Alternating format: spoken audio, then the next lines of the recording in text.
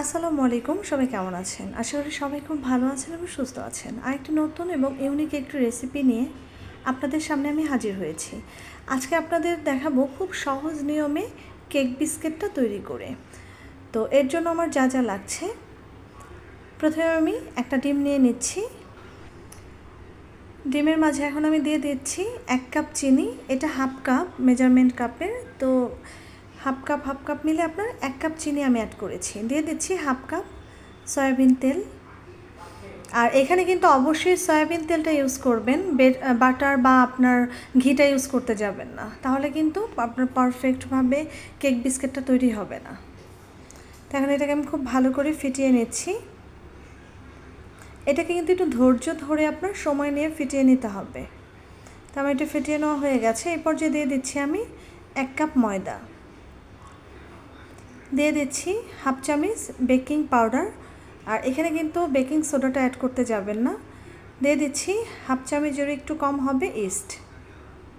তো এখন সবগুলো উপকরণ আমি বেটারের সাথে খুব ভালো করে মাখিয়ে নেব। আর দেখতেই পাচ্ছেন এই ডোটা কিন্তু একদমই আঠালো আপনার তৈরি হয়েছে। তো এটাকে আমি রেস্টে রেখে দিব 1 ঘন্টার জন্য।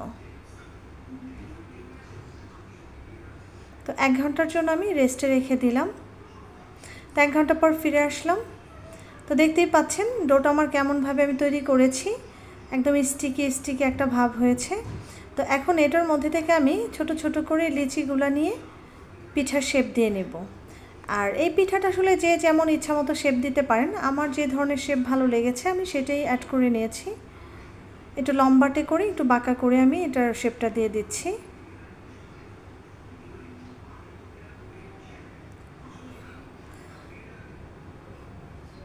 আমি প্রথমেই বলেছি এই কেক বিস্কিটটা তৈরি করা খুবই সহজ, কিন্তু বিশ্বাস করেন খেতে কিন্তু অসাধারণ মজা লাগে।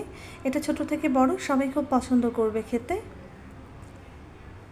তো এক এক করে আমি সবগুলা কেক বিস্কিট তৈরি করে নিচ্ছি। আর এটা কিন্তু আপনার হাতের মধ্যে যে শেপটা আমি দিচ্ছি, হাতের মধ্যে কিন্তু অবশ্যই একটু ঘি অ্যাড করে নেবেন বা তেল অ্যাড করে নেবেন। আমি এখানে ঘিটা অ্যাড করে নিয়েছি হাতে। তাই তো আমার সবগুলা কেক বিস্কিট তৈরি করা হয়ে গেছে। তো এক এক করে আমি এখন সবগুলা কেক বিস্কিট ভেজে নেব। তো এর জন্য আমি ফ্রাই প্যানে পর্যাপ্ত পরিমাণে তেলটা নিয়ে নিচ্ছি। আর তেলের পরিমাণটা একটু বেশি দিবেন। তো তেলটা গরম হয়ে গেলে আমি কেক বিস্কিটগুলো এক এক করে ছেড়ে দিচ্ছি তেলের মাঝে।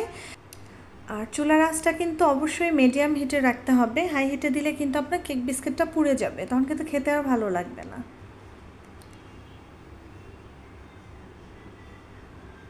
তো আমি এক এক করে সবগুলো দিয়ে দিচ্ছি। আমি আসলে চেষ্টা করি আপনাদের মাঝে খুব সহজ নিয়মে চটজলদি কীভাবে আপনার রেসিপিগুলো তৈরি করা যায়, ওই ধরনের রেসিপিগুলোই আমি আপনাদের সামনে নিয়ে আসার চেষ্টা করি।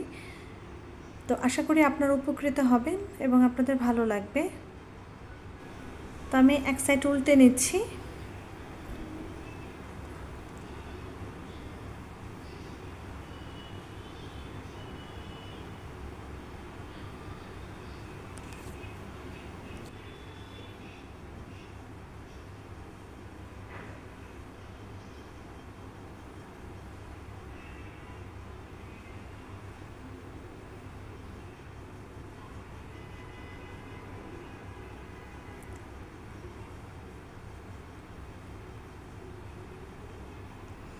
তো আমার কেক বিস্কিটগুলো কিন্তু তৈরি করা হয়ে গেছে। এখন আমি এক এক করে সবগুলো তুলে নিব। আর এর চাইতে কিন্তু কড়া করে ভাজতে যাবেন না, তাহলে কিন্তু আপনার খেতে ভালো লাগবে না। তেলটা আমি ভালো করে ঝরিয়ে নিচ্ছি।